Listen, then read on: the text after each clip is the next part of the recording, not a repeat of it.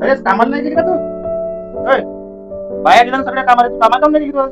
नाही बाबा, आजपासून मी कामाला जाणार नाही. कायले जाऊ मी कामाले? पोरीकडे कोण लक्ष ठेवण? मग घरी काय खाशील तू? उपाशी राहशील का? हो, उपाशी मेले तर चालते, पण हे 7-8 वर्षाच्या मुलीवर बलात्कार होऊ राहिले, त्याचं काय? 40-50 वर्षाचे नराधम कुत्रे लांडगे लहान लहान पोरं इकडे पाहिजे आणि हे असे बलात्कार करून राहिले. का करून हे 40-50 वर्षाचे लांडगे कुत्रे ह्या लहान लहान पोऱ्यावर बलात्कार करून राहिले? काय दोष आहे ह्या पोरीचा? अशा आहे.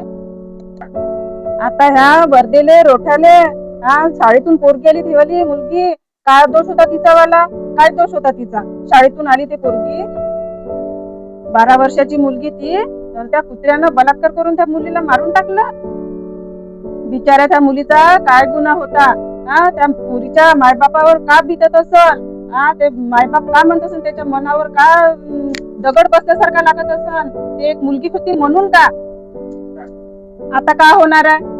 काय होणार आहे आता? लोक रस्त्यावर घेऊन एक एक कॅन्डल घेऊन रस्त्यावर मोर्चा काढाल. त्या सरकारने लाज वाटायला पाहिजे.